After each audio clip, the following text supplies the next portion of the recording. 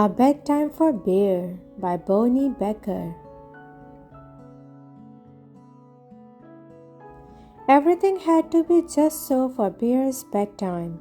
His glass of water had to sit on the exact right spot on his bedstand. His favorite pillow must be nicely fluffed. His nightcap needed to be snug. Most of all, it had to be quiet. Very, very quiet. One evening, Bear heard a tapping on his front door. When he opened the door, there stood Mouse, small and grey and bright-eyed. He clasped a tiny suitcase in his paw. "I'm here to spend the night," exclaimed Mouse with a happy wiggle of his whiskers. "Surely we agreed on next Tuesday?" protested Bear. "No," said Mouse, "you most definitely said tonight." "Oh," said Bear.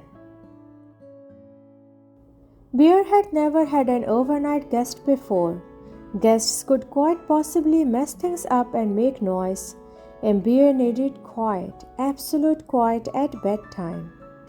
Even so, Bear and Mouse enjoyed an evening of checkers and warm cocoa, and soon it was time for bed. "Remember, I must have absolute quiet," reminded Bear. "Oh, indeed," said Mouse. Bear set out his glass of water, adjusted his nightcap, fluffed his favorite pillow, and climbed into bed. It was very, very quiet. He closed his eyes. Bristle, bristle, bristle. Bear heard a noise. It was Mouse brushing his teeth. "Ahem!" Bear cleared his throat in a reminding sort of way. "Most sorry," said Mouse. Bear closed his eyes again. "Hum, hum, pa-pa-pum." Mouse hummed while he put on his nightshirt. "Pa-pum." "Absolute quiet," muttered Bear most patiently. "Deepest apologies," said Mouse. Creak, squeak, rattle went Mouse's bed as he hopped in.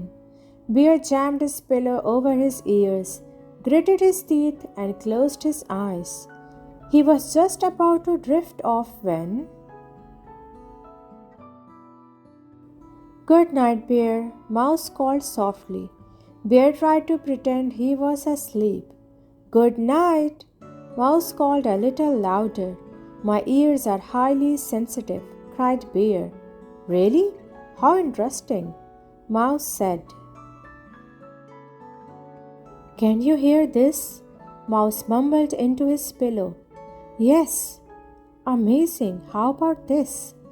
Mouse said from under his pillow. "Quiet." Mouse slipped under his blankets, crawled to the bottom of his bed, and whispered, "Can you hear?" "Silence!" Bear roared. Mouse slid from his bed, went into the closet, and said in the tiniest possible voice, into the farthest, darkest, teeniest possible corner of the closet, "Surely you can't." "Will this torment never cease?" wailed Bear. "Sorry, Bear. Good night, Bear," whispered Mouse, tiptoeing back into bed as quiet as a... well, you know. Bear fluffed his favorite pillow, adjusted his nightcap, and waited. But there was no more sound from Mouse. At last it was quiet. Very, very quiet. Bear heard a shuffling sound. "Mouse, is that you?" No answer. Bear heard a crick, crick, crick on the floorboards. "I know it's you." No answer.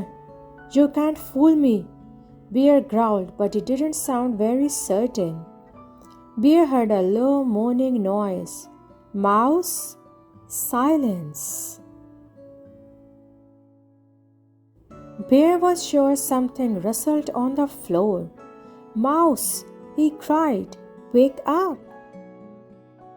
Mouse stumbled out of bed, small and grey and sleepy-eyed. What is it? But Bear couldn't see any rustly, moany sort of thing in his room. His room looked quite like it always looked. Nothing, lied Bear, still clutching his blanket to his chin. I must have been talking in my sleep. Bear chuckled, but it was rather quavery. Ah, said Mouse with a glance at Bear. Could I peek under your bed? Asked Mouse. Sometimes I like to check for things, you know. Well, if you insist, said Bear. Nothing, said Mouse from under the bed. You will want to check behind the curtains, I suppose. Bear said. All clear, declared Mouse a moment later. You would better check the closet, offered Bear. Then you won't be the least bit nervous. Mouse came out of the closet dusting his paws. Not a thing. Thank you, Bear. Good night. Wait, said Bear. You will want a bedtime story, I expect, said Bear. For your nerves? For my nerves? Said Mouse. Oh, indeed, I am quite shaken. Then with an eager flick of his tail, he settled on Bear's favorite pillow. And Bear told him all about the adventures of the brave, strong bear and the very frightened little mouse. Soon Bear began to yawn. Mouse yawned too. Good night, Bear, said Mouse. Good night, Mouse, Bear mumbled. Then Bear began to snore loudly, but Mouse just smiled. And soon Mouse and Bear were fast asleep. Shh!